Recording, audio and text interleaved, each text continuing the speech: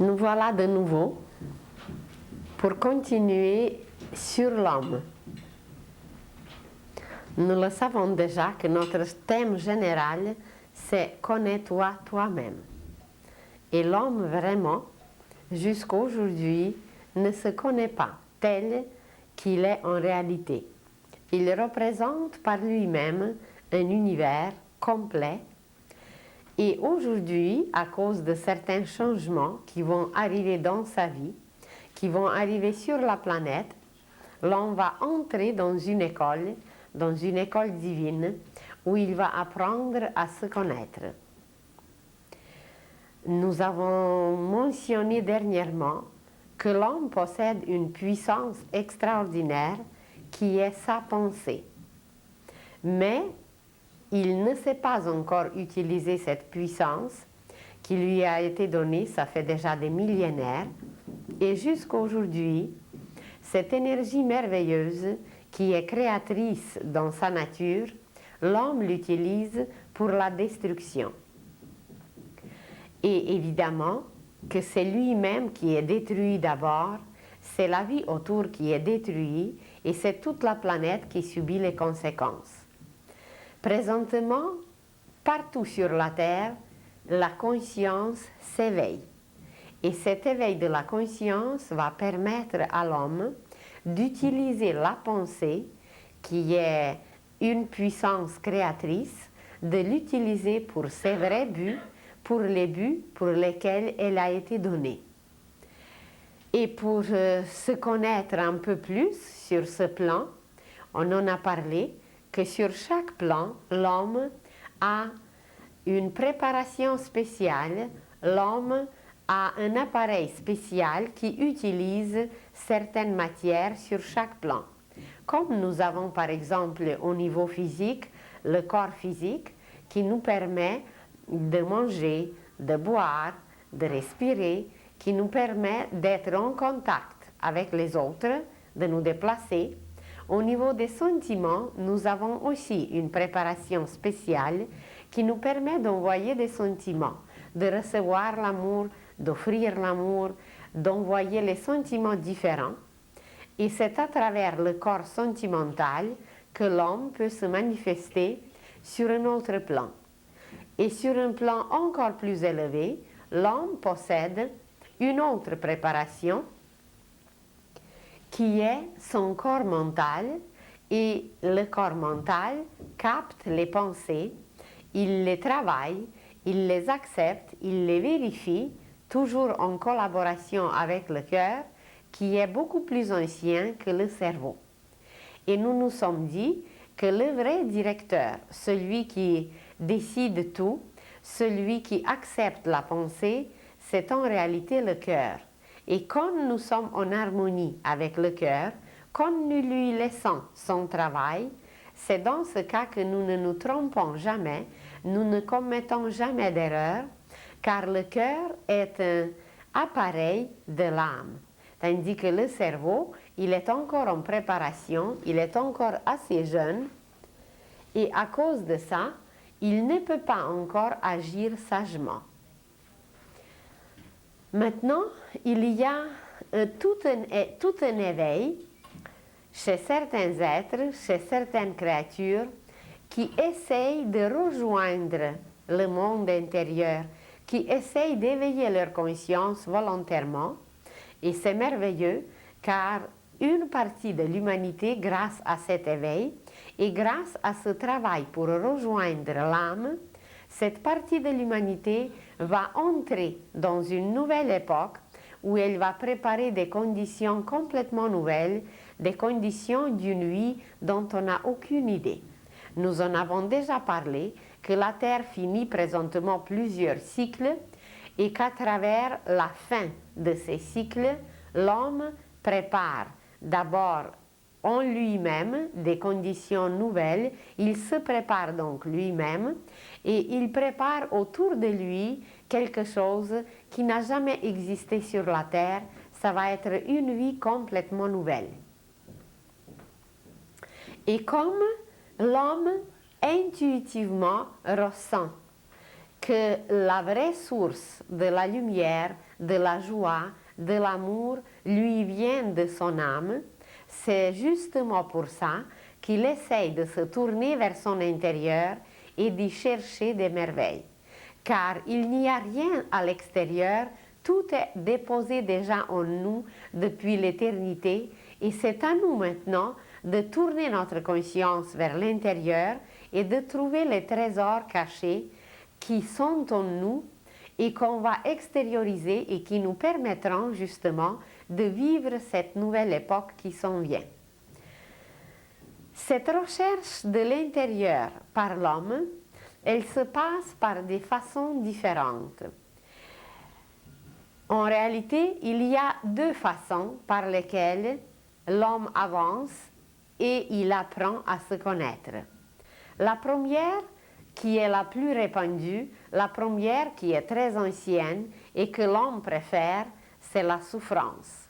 C'est à travers les souffrances que l'âme nous mène jusqu'au pied du mur.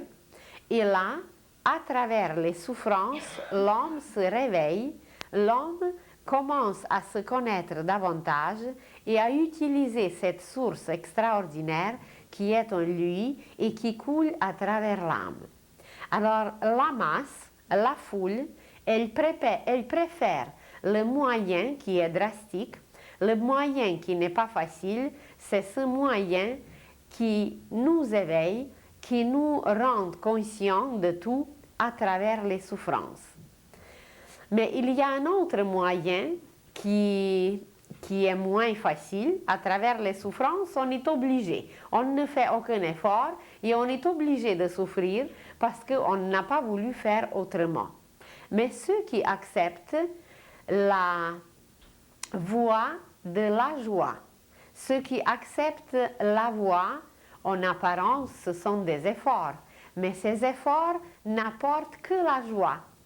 Alors, dans les écoles initiatiques qui ont toujours existé et dont on va parler la prochainement, à travers les écoles initiatiques, on apprenait à écouter la voix de l'âme, mais à travers la joie, à travers un travail qui nous apporte toujours un émerveillement, un enthousiasme et quelque chose de beau.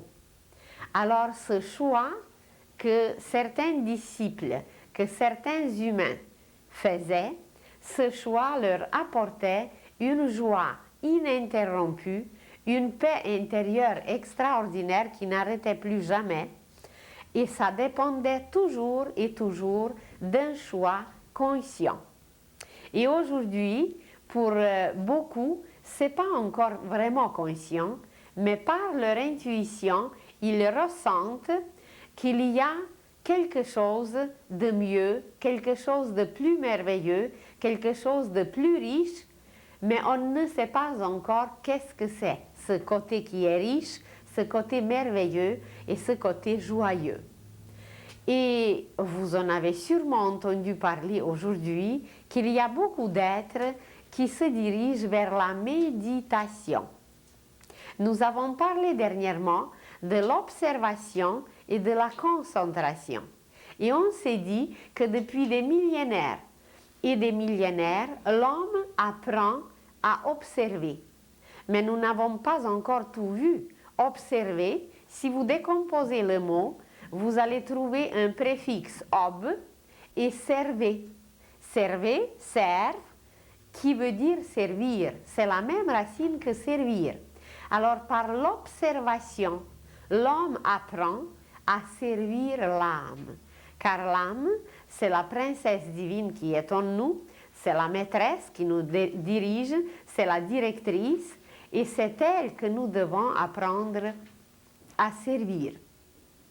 Et imaginez un petit enfant qui se trouve dans une famille, comment, par les petites observations, il apprend vraiment à servir les autres âmes. Il ne faut pas penser que nous sommes une seule âme au monde. Chaque objet, chaque chose, chaque être possède son âme. Et alors, un enfant qui sait bien observer, un enfant apprend à servir parce que, en regardant, il voit que son grand-père a besoin des pantoufles. En observant, il voit que sa grand-mère a besoin d'un verre d'eau. Et voilà, seulement en observant, l'enfant apprend énormément et l'enfant apprend l'essentiel, c'est servir l'âme. Pour un adulte, c'est la même chose. Imaginez que nous venons pour choisir un métier à travers lequel l'âme s'exprime. Mais pour apprendre un métier, l'homme doit apprendre d'abord à observer, car exercer déjà un métier, c'est se concentrer. Mais avant d'avoir la possibilité de se concentrer, nous devons apprendre à observer. Alors les élèves, évidemment que la concentration est présente, mais à l'école des élèves, on exige tout d'abord une observation. Et que voilà, petit à petit, à travers les années, à travers tout cet apprentissage, l'enfant apprend à servir ce que l'âme a choisi. Elle a choisi un métier et voilà, lui, en observant, apprend à la servir. Et quand tout était appris, l'enfant, l'adolescent et même adulte commence à se concentrer. Et c'est par la concentration que nous pouvons réaliser tout dans la matière. Imaginez que vous conduisez une voiture. Et quelle concentration ça vous demande? Constamment, à chaque lumière, à chaque coin de rue, c'est une concentration ininterrompue et un petit instant où la concentration a manqué, eh bien c'est l'accident. Alors les accidents, ce sont les manques d'attention, les manques de concentration. Et non seulement sur les routes, mais imaginez les usines innombrables qui sont aujourd'hui très bien équipées, qui sont pleines d'appareils merveilleux, mais à quel point ces appareils, à quel point tout ce qui existe dans les usines demande une concentration.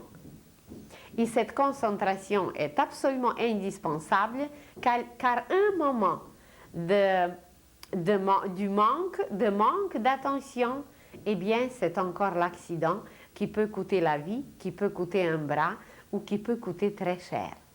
Alors par la concentration, nous nous dirigeons vers l'accomplissement de tous les plans, de tous les projets que l'âme a projetés. Seulement nous ne pensons pas dans ces termes, nous ne pensons même jamais que quelqu'un nous dirige, qu'on a une directrice intérieure qui est en relation constante avec le directeur qui est notre esprit. Seulement l'esprit, eh bien l'esprit il est partout, il est omniscient, il est omniprésent, il est constamment partout, alors tandis que c'est la maîtresse qui garde la maison, qui reste dans le temple, présentée par notre corps physique.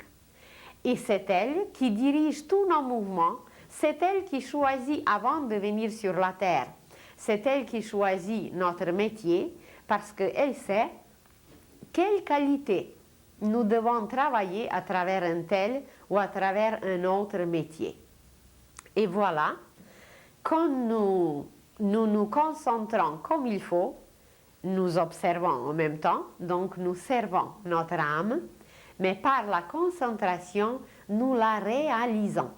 Et imaginez que tout le monde sur la terre qui travaille, qui se concentre, qui conduit des avions, qui conduit des voitures, qui s'occupe des enfants, qui accomplit un travail quelconque, tout ce monde, en réalité, est concentré et il réalise des projets de l'âme. Mais personne ne pense à cette directrice, à cette princesse extraordinaire ou à cette reine plutôt. Personne ne pense que c'est elle qui est l'essentiel, que c'est elle qui est principale. Et aujourd'hui, ceux qui se sont rendus compte que c'est elle, ceux qui se sont rendus compte que l'âme, elle possède un génie infini, que c'est de l'âme que tout notre génie, que tous nos dons proviennent. Ceux qui se sont rendus compte, ils veulent communiquer avec l'âme consciemment. Et pour communiquer avec l'âme consciemment, on accomplit, on fait ce qui est appelé méditation. Méditation, si nous regardons de quoi est composé ce mot, nous allons trouver un préfixe, med, ça veut dire entre, au milieu, entre quelque chose, entre deux rives, entre deux mondes, entre deux côtés, ça veut dire au milieu. Et alors la première partie c'est ce préfixe, et ita, iti, nous allons parler bientôt de l'initiation. Initiation. Alors il y a iti, ita, mais dita, ita, ça veut dire aller. Alors le mot nous décrit qu'est-ce que nous faisons en méditation. Il nous décrit que nous allons, que nous devenons un intermédiaire, nous sommes au milieu entre l'âme et entre le monde physique qu'elle doit contacter et où elle doit se réaliser. Si vous imaginez un X tout simplement, alors ce X, il va avoir un point au milieu qui relie le triangle d'en haut avec le triangle d'en bas. Et la méditation est située justement là où les deux barres de X se croisent. C'est là que la méditation est située, c'est là que nous allons dans le plan mental, dans le monde mental, où nous devons communiquer avec notre âme. Alors, la méditation, c'est juste un moyen. Il ne faut pas penser que la méditation, c'est un but. Elle peut servir seulement de moyen et le but, c'est de se lier à l'âme, c'est de communiquer avec l'âme. Et pour le mot méditation, c'est pour l'instant, nous utilisons le mot communiquer. Car pour communiquer, nous devons utiliser l'intellect.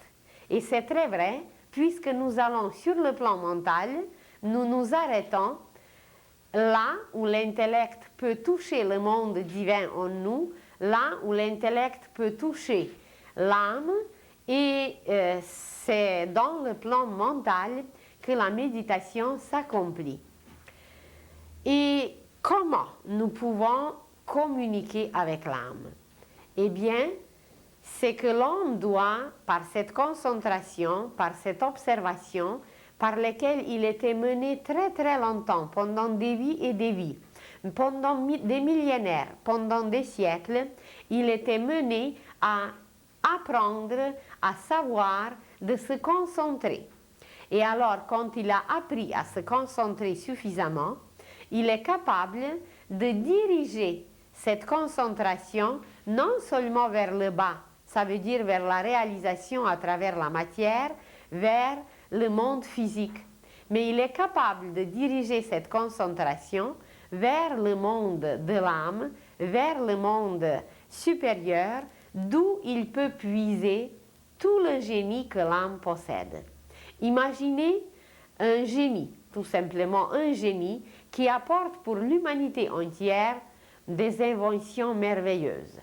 Et chaque invention, pour qu'elle soit reçue, elle exige, elle demande une communication avec l'âme. Cette communication, pour certains génies, elle est consciente ou à moitié consciente ou même inconsciente. Mais elle est indispensable pour pouvoir capter les grandes formules, la construction des appareils, comment bâtir un avion, comment aller sur la Lune. Alors, toutes ces images sont captées de la région de l'âme qui s'appelle justement l'imagination. Le monde de l'imagination, c'est le monde de la sémence, et dans chaque petite sémence est cachée une image merveilleuse, et celui qui sait la capter, celui qui sait aller la chercher, eh bien, il devient chez nous un génie, et il devient un être qui a appris et qui sait communiquer avec ce monde merveilleux de l'âme où tout est, où on peut tout prendre, où on peut tout utiliser et surtout donner aux autres à ceux qui ne peuvent pas encore s'y rendre. Alors, la méditation, la vraie, c'est le moyen pour aller au milieu, ça veut dire pour aller communiquer entre le monde divin et le monde matériel. Et cet effort, ce travail, nous pouvons le faire aujourd'hui par la pensée. Nous pouvons aller spécialement se donner un but et aller communiquer avec l'âme, qu'elle nous révèle des choses, car nous vivons aujourd'hui l'époque des révélations. Et c'est à cause de cette époque, c'est à cause que notre conscience est prête pour des révélations, c'est que ça devient indispensable de communiquer avec l'âme et de recevoir ces révélations. La révélation, dans un autre terme, s'appelle l'Apocalypse. Et l'Apocalypse d'aujourd'hui que nous vivons, ce n'est rien d'autre que des révélations que l'âme possède pour nous, que l'âme a préparées pour nous, mais nous ne pouvons pas les recevoir parce que nous ne savons pas les capter et nous ne les comprenons pas. Alors pour le faire, pour recevoir ces révélations, pour recevoir ces merveilles que l'âme nous a préparées, nous pouvons utiliser un moyen qui est comparable à un moyen de transport, si vous voulez, ou à un moyen de communication. Et ce moyen de communication s'appelle méditation. Ça veut dire aller au milieu, aller à un endroit, dans un état plutôt, qui nous permet de tout capter, de tout comprendre, de tout saisir, tout ce que l'âme nous a préparé comme révélation. Et maintenant, comment le faire? Alors, il y a tout un apprentissage, il y a tout un travail à suivre pour ceux qui veulent vraiment comprendre le langage de l'âme. Le langage de l'âme, il est très spécial car il est symbolique. Et c'est à travers les symboles que nous pouvons apprendre à la comprendre. C'est un travail qui est comparable à une mastication mentale. Vous imaginez que nous prenons dans la bouche une nourriture. Et pour que cette nourriture soit absorbée par notre corps, nous devons la préparer déjà dans la bouche, nous devons la broyer, cette nourriture, pour qu'elle soit bien adaptée, pour qu'elle soit accessible à notre corps. Alors, imaginez que déjà dans la bouche, nous préparons la nourriture pour la rendre bonne, correcte pour notre corps. Et nous recevons de cette façon les pensées, qui sont une nourriture sur un autre plan. Nous recevons aussi les sentiments, qui sont la nourriture sur un autre plan. Donc, l'homme se nourrit non seulement de la nourriture physique, telle que nous la voyons dans notre assiette, mais l'homme se nourrit de nourritures différentes et il n'est pas au courant, il n'est pas conscient que nous absorbons les nourritures les plus différentes. Imaginez, par exemple, quelqu'un qui vit seulement dans la beauté. Dans la beauté, et pas nécessairement extérieure, mais quelqu'un qui vit dans la beauté de la pensée. Quelqu'un qui se nourrit constamment des pensées belles, des pensées merveilleuses, des pensées lumineuses. Alors, cet être, il sera capable de devenir un nourricier lui-même. Il pourra nourrir les autres à travers la puissance, la richesse, le côté nutritif de ses pensées. Et c'est ça justement les génies. Les génies deviennent les nourriciers de l'humanité. Les grands êtres comme des grands penseurs, des grands philosophes, des grands maîtres, des grands initiés, ils offrent, par leurs pensées merveilleuses, ils offrent à toute l'humanité, ils offrent une nourriture magnifique. Mais nous ne nous rendons pas compte parce que nous ne travaillons vraiment pas encore au niveau mental. Alors imaginez que depuis Socrate, aucune nouvelle pensée n'est apparue sur Terre.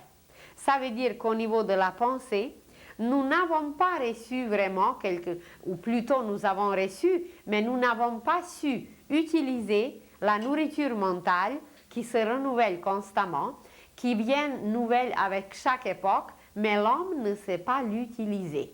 Et c'est pour ça que les génies sont si rares, que les êtres qui peuvent donner, offrir à toute l'humanité quelque chose de merveilleux, ils sont très rares parce que nous ne savons pas nous nourrir au niveau mental.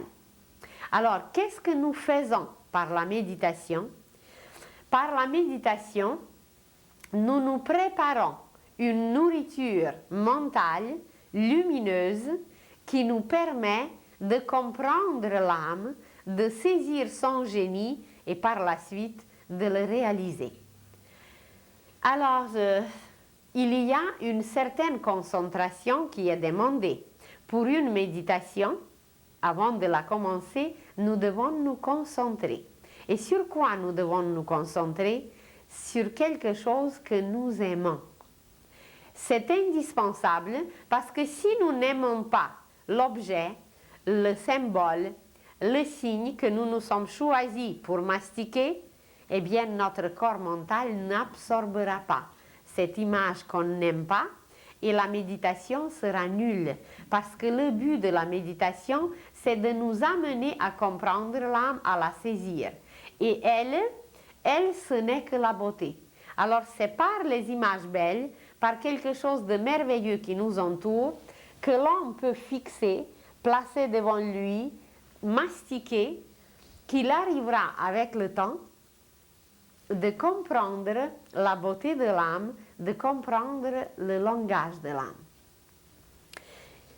Imaginez que vous allez choisir les sujets de votre méditation, vous allez choisir quelque chose que vous aimez. Ça s'appelle une méditation concrète, une méditation tout à fait naturelle, tout à fait concrète, que vous pouvez accomplir et que nous d'ailleurs accomplissons n'importe quand, sans se placer dans une position de yoga. Mais dès que nous nous concentrons sur quelque chose, si nous restons dans un état intérieur, dans un état de silence, si nous restons dans cet état intérieur à penser, à mastiquer sur quelque chose, sur un objet, sur un sujet, eh bien nous faisons la méditation. Nous pouvons rester bien debout quelquefois. Nous pouvons prendre une pause plus commode. Nous pouvons nous asseoir sur une chaise. Mais pour que la méditation soit valable, pour que la méditation soit correcte, ça nous demande une concentration intérieure qui exclut tout bruit. Et supposez que vous vous concentrez sur une fleur. Vous voyez sur l'image une fleur. Une fleur, c'est le symbole de l'amour.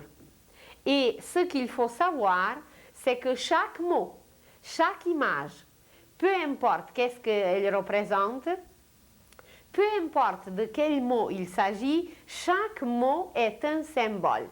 Alors, supposez que vous choisissez comme l'objet de votre mastication, comme la nourriture, pour se lier à l'âme, vous choisissez la fleur. Mais on n'a aucune idée quelle énergie on peut capter à travers le mot même fleur. Vous prononcez fleur, fleur, fleur des centaines de fois et ce mot va créer un champ vibratoire et ce champ vibratoire, à cause du symbolisme de la fleur, va nous permettre de capter les courants de l'amour parce que la fleur correspond à l'amour. La fleur est un symbole de l'amour. Supposez maintenant que vous choisissez quelque chose d'autre, que vous choisissez par exemple l'oiseau que vous voyez ici.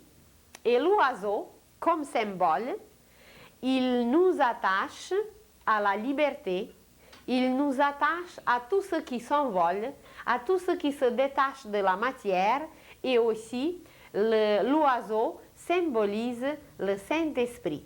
Alors seulement en regardant un oiseau, même on ne médite pas, on se concentre sur une image que vous voyez. Vous voyez devant vous de s'envoler un oiseau.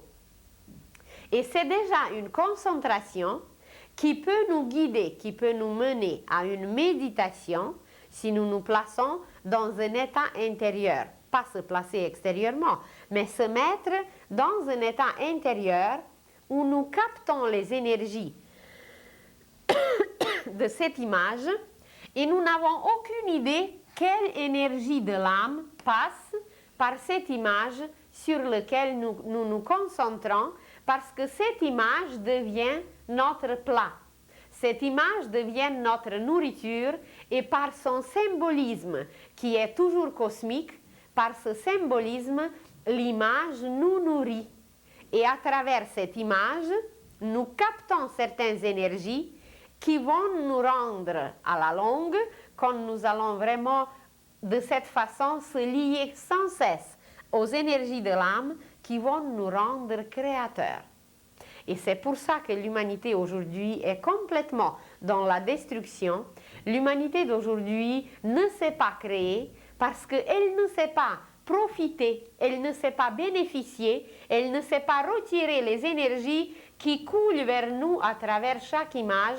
Chaque image est vivante, ce n'est pas quelque chose de mort. Et quand nous intériorisons cette image, quand nous la prenons en nous-mêmes, eh bien, elle devient une nourriture pour la pensée, pour le plan mental. Imaginez que vous voulez vous arrêter. Alors, l'oiseau, il est visible. La fleur, elle est visible. Mais que vous voulez vous arrêter sur quelque chose qui n'est pas visible, par exemple l'air, que vous voyez ici, comme certaines vibrations, comme certaines ondes. Alors, tout le monde est au courant que nous respirons. Même si l'air n'est pas visible, mais l'air est présent. La science l'a prouvé, il y a beaucoup de choses invisibles que nous ne voyons pas, mais ça ne veut pas dire qu'elles n'existent pas. Et supposez que vous voulez vous concentrer, je ne dis pas encore méditer parce que c'est vraiment seulement la concentration, sur une image, sur l'air. Vous allez respirer plus profondément, vous allez même sentir à travers vos narines la présence de l'air, l'existence de l'air, et seulement en se concentrant sur le mot, sur l'image de l'air qu'on essaye de respirer, nous retirons consciemment des énergies de cette image. Pour nous donner une idée plus claire encore, qu'est-ce que ça veut dire? Se concentrer sur une image, c'est comme si vous ouvrez un robinet. Imaginez que dans votre cuisine, il y a plusieurs robinets. Il y a un robinet qui laisse couler l'eau, il y a un autre robinet qui laisse couler l'or liquide, la lumière, il y a un autre robinet qui laisse couler du lait ou qui laisse couler du miel ou élixir de vie. Alors les images que nous prenons et qui sont une nourriture pendant ce travail de la méditation, ces images, chaque image, c'est une source. Et quand on se concentre sur une image, eh bien l'image devient un robinet. Mais ce que nous faisons dans la méditation, c'est que nous ouvrons des robinets et la source commence à couler. Et cette source, elle provient toujours de l'âme, seulement elle a des manifestations les plus diverses, les plus différentes. Chaque image fait couler la source de l'âme, mais différemment. Si vous prenez la fleur, ça va être l'amour. Si vous prenez l'air, ça va être la puissance. Si vous prenez l'oiseau, ça va être la liberté, l'envol, l'enthousiasme.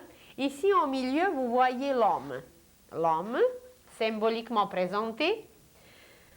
Supposez que vous voulez vous concentrer sur l'homme. Vous n'avez aucune idée quelle sorte de robinet vous ouvrez.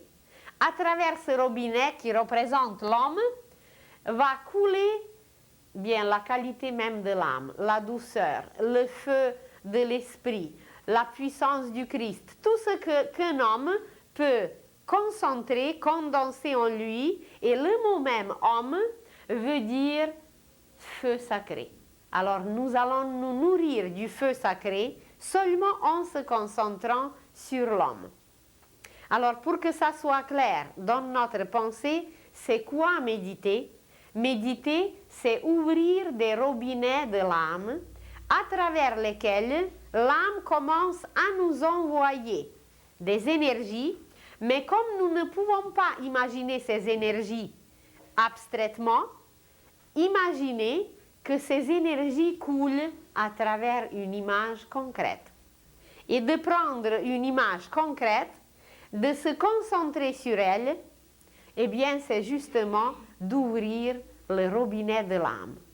Et vous allez dire, oui, une fleur, c'est beau, un oiseau, c'est très beau, l'air, surtout si on imagine l'air pur, c'est beau, un homme, c'est beau, mais de prendre quelque chose de plus prosaïque, quelque chose qui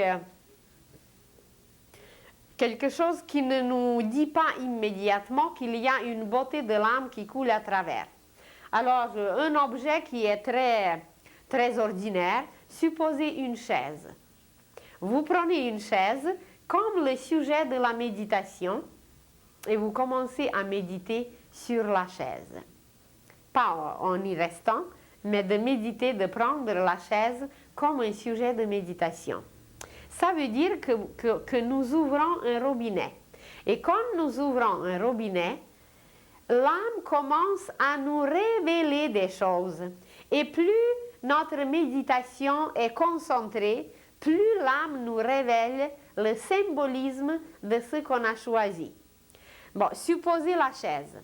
D'abord, vous allez découvrir, en se concentrant sur la chaise, que c'est un objet merveilleux et qu'à travers cet objet, il y a un service qui s'accomplit parce que la chaise nous sert pour quelque chose.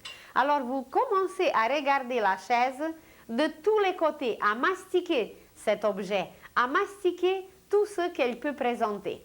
Alors, vous pouvez penser, en mastiquant, en pensant, que par exemple, en Orient, ils n'ont pas de chaise. Mais nous, en Occident, on a des chaises. Et vous pouvez commencer à chercher des raisons. Pourquoi en Orient, ils n'utilisent pas les chaises, tandis que nous, en Occident, on utilise des chaises? Et d'où proviennent des chaises? Qui possédait des chaises jadis? Alors, les chaises proviennent du trône. Jadis, il y avait seulement des rois qui possédaient des chaises qui étaient bien décorées, des chaises qui étaient spéciales, mais tout le monde s'assoyait à terre. Tandis que plus tard, quand le roi a commencé à honorer, quand le roi donnait ses honneurs, quand il montrait son respect envers ses serviteurs, ceux qui le servaient bien, il leur permettait aussi de s'asseoir sur une chaise. Alors ça dépendait du roi si quelqu'un avait le droit ou s'il n'avait pas le droit de s'asseoir sur une chaise. Et imaginez que toute cette histoire de la chaise, c'est l'âme qui va nous révéler, elle va laisser couler en nous cette énergie et il y a un film qui va se dérouler devant nos yeux, que l'histoire de tout ce qui existe, parce que l'âme, elle la possède cette histoire, elle va tout révéler devant nos yeux si on sait se concentrer et se lier à l'âme, ça veut dire ouvrir cette source, ouvrir le robinet, et voilà, à travers le robinet, les merveilles des merveilles commencent à se dérouler devant nos yeux. Et vous découvrez que voilà, il fallait mériter la chaise. Pour que le roi permette de s'asseoir sur une chaise, il fallait être un héros, il fallait être courageux, il fallait être audacieux, il fallait accomplir des services spéciaux. Et par la suite, le roi donnait des terres, le roi offrait beaucoup de cadeaux à la personne, mais la chose la plus précieuse, c'était de mériter une chaise, de mériter s'asseoir sur une chaise qui n'était pas le trône, qui était un peu mieux peut-être que nos chaises d'aujourd'hui, qui se sont simplifiées beaucoup, parce qu'on a beaucoup de chaises. Mais imaginez que le monde invisible nous a permis à tous de s'asseoir sur une chaise. Ça veut dire qu'on a accompli un certain service et qu'on mérite de s'asseoir sur chaise et qu'il y a la moitié du monde qui n'utilise pas encore les chaises et que leur structure physique, leur système osseux, leurs muscles, tout est encore habitué de rester assis dans une position telle ou telle, mais toujours par terre. Et ils n'utilisent jusqu'à aujourd'hui, nous sommes dans le monde moderne, le XXe siècle, le progrès technique, etc. Et imaginez qu'ils n'utilisent pas des chaises. Vous allez dire, est-ce qu'ils n'ont pas appris à servir? Je ne sais pas, on verra ça une autre fois. Alors, vous méditez sur la chaise, mais ce n'est pas tout. Il fallait mériter de s'asseoir sur une chaise. Et comme les gens qui servaient, les serviteurs du roi étaient de plus en plus nombreux, pour que ça soit plus commode, pour que ça soit mieux, le roi les prenait à sa table. Il faisait des festins. Et quand le roi faisait des festins, alors là, on préparait les chaises pour tout le monde qui devait s'asseoir autour de la table parce que jadis, seul le roi mangeait à table et tout le monde mangeait à terre. Vous avez peut-être vu des films anciens. Maintenant, on ne montre pas ces beaux films, on montre plutôt des horreurs. Mais dans les anciens beaux films, on montrait que même les invités du roi s'assoyaient par terre et mangeaient avec des doigts. Et le seul qui était assis avec une petite table, eh bien, c'était le roi qui mangeait à table. Et vous supposez, imaginez que par la suite, toute une histoire de la chaise se déroule et vous voyez de quoi elle est faite et comment elle était faite et comment elle était décorée, mais ce n'est pas tout. Parce que la chaise, pour nous aujourd'hui, c'est un objet extérieur. Et nous nous sommes dit déjà qu'il n'y a rien d'extérieur, que tout est intérieur, ça nous reflète seulement, ça nous miroite, ça nous extériorise, parce que l'homme est un univers complet en lui-même. Alors, où est la chaise en nous? Il y a un trône en nous. Et qui siège sur un siège? Eh bien, au début, c'était le roi. Ça veut dire que en nous, intérieurement, il y a un roi. Nous avons parlé de l'âme, que l'âme, c'est la reine. Et le roi, c'est l'esprit. Mais l'esprit humain ne siège pas encore dans notre corps, parce que le corps est encore trop impur, trop opaque. On ne sait pas encore attirer le roi dans notre corps. Le roi, c'est l'esprit.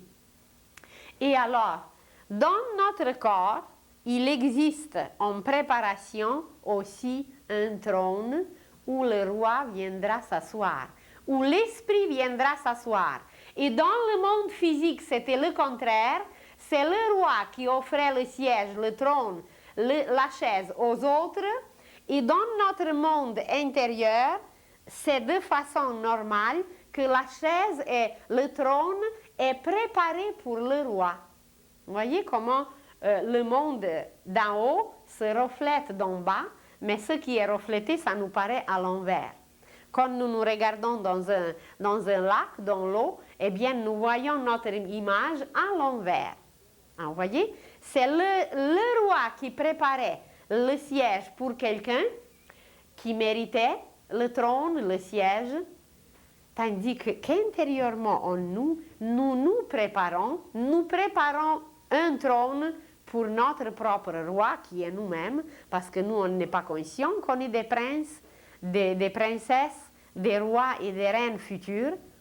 Alors nous préparons ce trône en nous et il est situé au centre de la tête. Il s'appelle la glande pinéale. La glande pinéale chez l'homme, dans l'homme, c'est le futur trône pour l'esprit. Et quand l'esprit viendra siéger sur ce trône, eh bien, l'homme va devenir omniscient, omnipotent, omniprésent, parce que c'est le roi qui va se manifester et l'homme deviendra le roi de l'univers.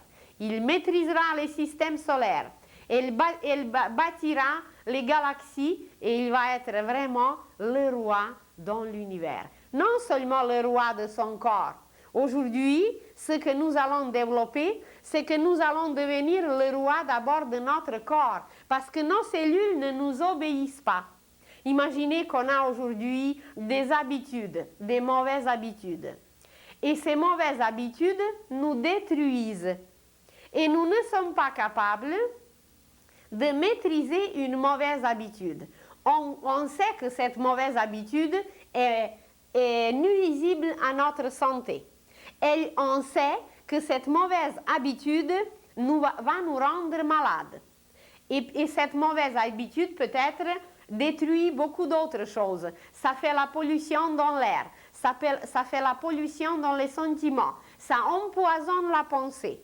Et nous ne sommes pas au point de maîtriser une mauvaise habitude. Alors, comment voulez-vous qu'on soit déjà le roi et qu'on mérite le trône? C'est même étonnant que le monde invisible nous a permis de nous asseoir sur les chaises. Parce que nous ne sommes pas encore des maîtres, ça veut dire nous ne maîtrisons rien. Nous sommes à la merci de n'importe quelle vague, de n'importe quelle affaire qui vient vers nous. Nous ne sommes pas des êtres stables. Alors voilà. On n'est pas capable de se concentrer, on n'est pas capable d'utiliser tout ce que l'âme nous envoie, on n'est pas capable de rien faire. Pourquoi? Parce que nous ne communiquons pas avec l'âme. Et puisque nous ne communiquons pas avec l'âme, alors nous sommes impuissants et la seule chose qu'on sait, c'est de détruire comme un petit enfant qui n'est capable de rien, mais il prend une allumette et il peut mettre le feu partout. Alors, vous méditez seulement sur une chaise et vous vous découvrez. Et ce n'est pas tout. Vous allez voir en image l'avenir de l'humanité, comment l'homme va créer par la glande pinéale.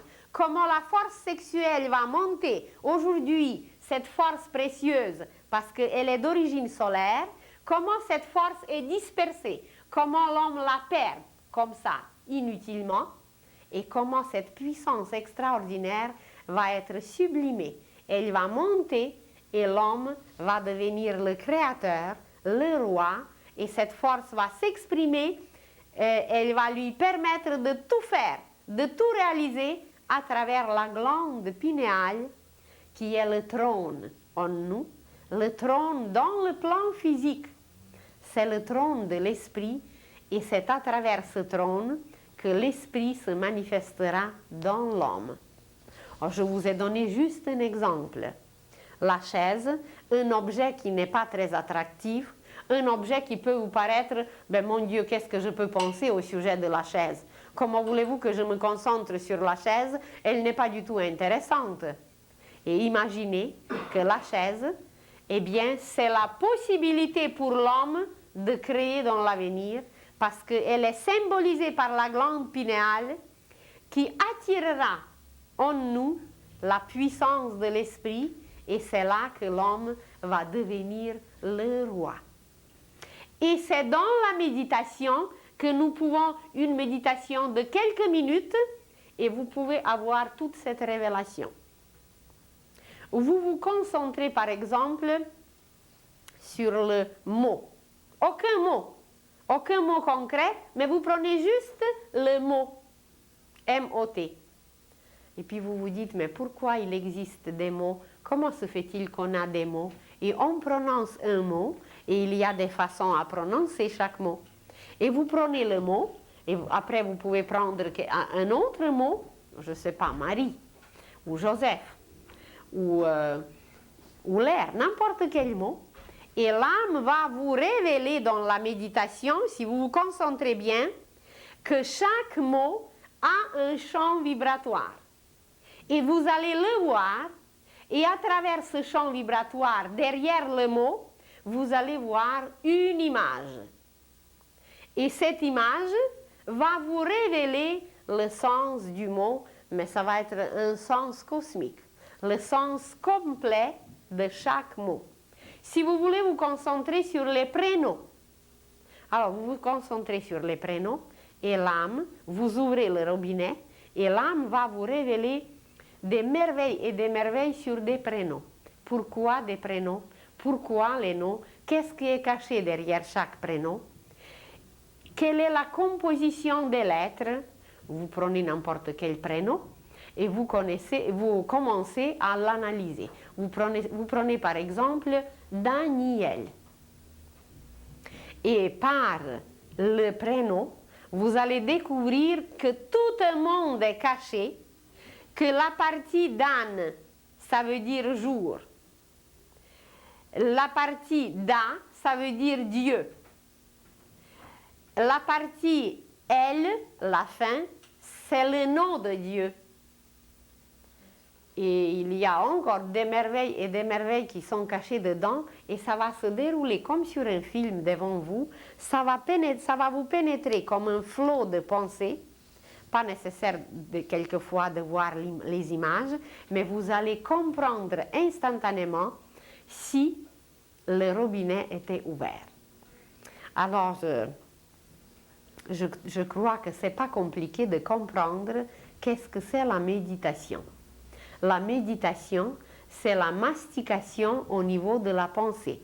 Nous prenons une nourriture qui est un objet, qui est un mot, qui est une image, et à travers ce mot, nous commençons à se lier avec l'âme qui déverse un flot de nourriture infinie et qui déroule devant nos yeux des images, l'histoire, la signification, le symbolisme, tout ce qui est caché dans chaque objet, dans chaque mot, qui ne sont que des symboles. Et que voilà, on devient petit à petit omniscient. Car l'âme qui est omnisciente, elle est là pour nous révéler tout. Elle est là, notre directrice, et elle possède ses richesses toujours pour nous. Alors, la méditation, ce n'est rien d'autre que l'apprentissage à communiquer avec l'âme. Je n'ai pas dit communier, j'ai dit seulement communiquer, parce qu'à travers les images simples, concrètes, nous faisons couler les énergies. Et quand nous faisons couler ces énergies correctement, l'image se déroule, l'image se découvre, et l'âme nous montre toute une histoire, et c'est la façon joyeuse d'apprendre, de se réveiller et de devenir conscient. C'est pas souffrant, comme la majorité des humains le font, mais c'est par notre choix, c'est par notre joie que nous commençons à nous nourrir d'une nourriture subtile, belle, offerte par l'âme. Tandis que les autres se nourrissent de la misère, des souffrances, et ils préfèrent cette nourriture, ils mangent tout avec les poils, avec tout ce qui est le plus désagréable, bien, ils préfèrent. Alors, on va les laisser pour l'instant, mais ceux qui sont prêts, alors ils peuvent déjà utiliser ce travail de l'âme. Je vous remercie pour aujourd'hui, je vous souhaite une bonne semaine et à la prochaine.